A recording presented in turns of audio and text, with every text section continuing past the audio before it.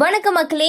நம்மளுடைய நாடி நரம்புகளை வலுவாக வச்சுக்கக்கூடிய உணவுகள் என்னென்ன அப்படின்றதான் இந்த ஒரு பதிவில் பார்க்க போகிறோம். ஸோ நம்மளுடைய சேனலை நீங்கள் இப்போ தான் ஃபஸ்ட் டைம் பார்க்குறீங்க அப்படின்னு சொன்னால் மறக்காமல் சப்ஸ்கிரைப் பண்ணிவிட்டு சைடில் இருக்கக்கூடிய பெல் பட்டனை கிளிக் பண்ணி ஆல் அப்படின்ற ஆப்ஷனை செட் பண்ணி வச்சுக்கிட்டீங்க அப்படின்னா நான் போடக்கூடிய தகவல்கள் அற்புதமான விஷயங்கள் உங்களுக்கு நோட்டிஃபிகேஷனோட அடிக்கடி வந்துடும். இப்போ நம்ம பதிவுக்குள்ளே போயிடலாம். இது உங்களுடைய ஃப்ரெண்ட்ஸ் அண்ட் ஃபேமிலிக்கு ஷேர் பண்ணுங்க.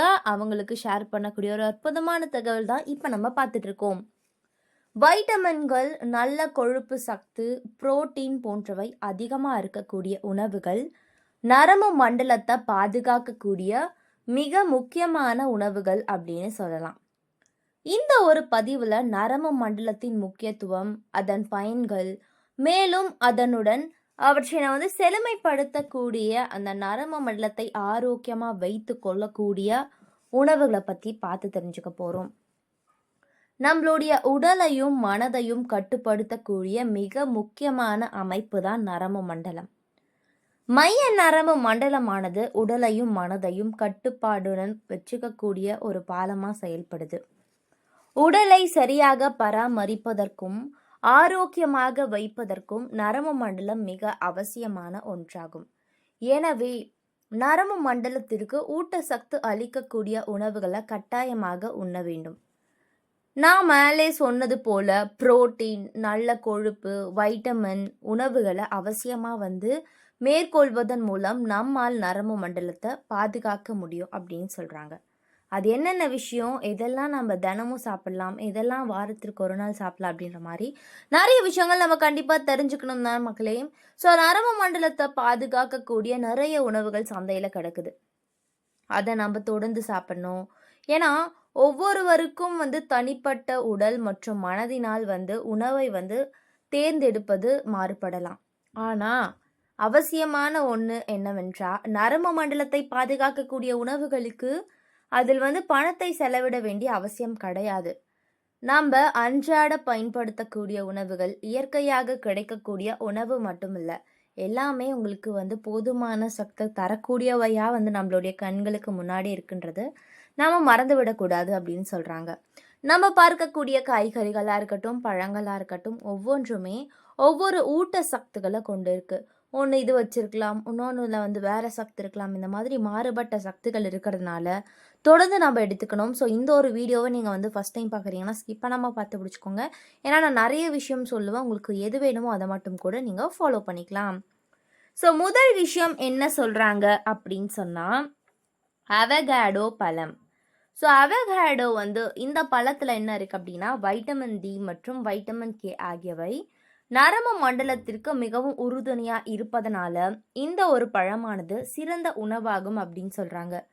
மரபு சார்ந்த நோய்கள் மற்றும் ஸ்ட்ரோக் போன்ற நோய்கள்லேருந்து நம்மை பாதுகாக்கக்கூடிய நோய் எதிர்ப்பு திறனை அதிகரிப்பதற்கும் இந்த ஒரு பழம் நல்லது அப்படின்னு சொல்கிறாங்க. எண்ணெய் சக்தி மிகுந்த இப்பழத்தில் சதைப்பகுதி, வைட்டமின், புரதம் மற்றும் தாதுப்புகள் நிறைந்தது. உடல்ல சர்க்கரையின் அளவினை கட்டுப்படுத்துவதில் இது மிக முக்கிய பங்கு வகிக்கிறது அப்படின்னு சொல்கிறாங்க. செரிமான பிரச்சனைகளையும் சரி செய்யக்கூடியது, கெட்ட கொழுப்பையும் குறைப்பதாக, நமக்கு உடல்நலம் மற்றும் உடல் பருமன் ஏற்படுவது தடுக்கப்படுகிறது அப்படின்னு சொல்கிறாங்க.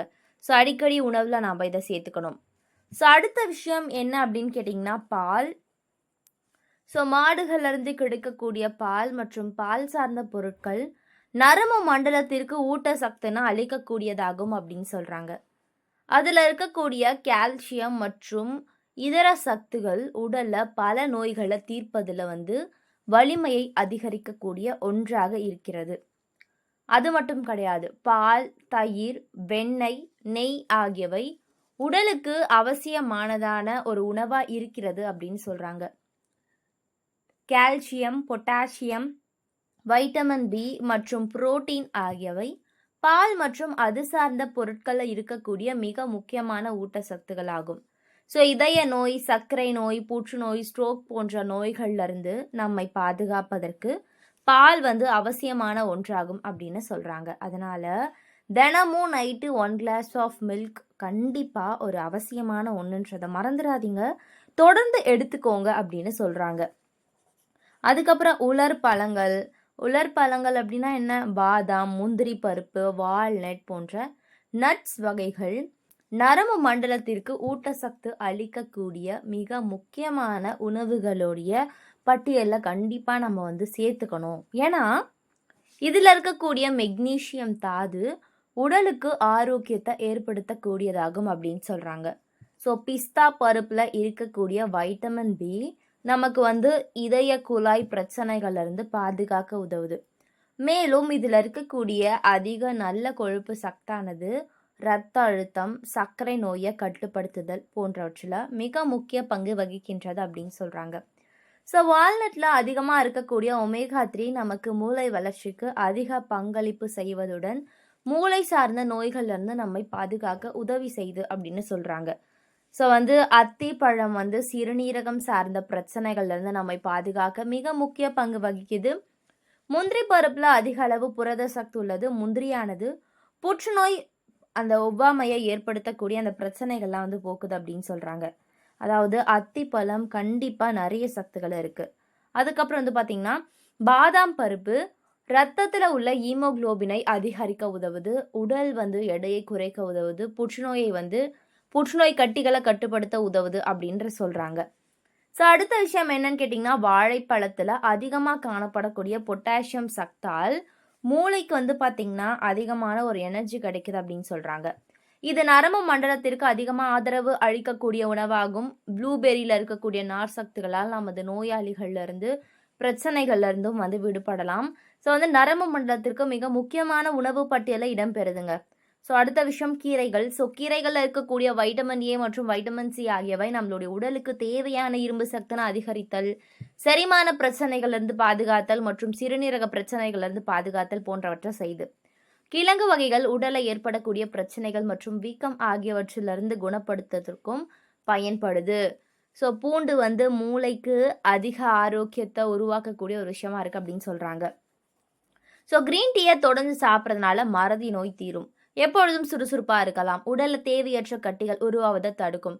கிரீன் டீ குடிப்பதனால மன அழுத்தம் விலகும். அது மட்டும் கிடையாது, உடல் எடையை குறைக்கும். வந்து நரம்பு சம்பந்தமான நோய்களை தடுப்பதுடன் இதயம் சார்ந்த நோய்கள் வராமலும் இது பாதுகாக்கிறது அப்படின்னு சொல்கிறாங்க. ஸோ எப்போதுமே கிடைக்கக்கூடிய இந்த மாதிரியான விஷயங்களை வாங்கி சாப்பிடுங்க. நிறையவே வந்து நன்மைகள் நமக்கு கூடி கூடி கிடைக்கும்.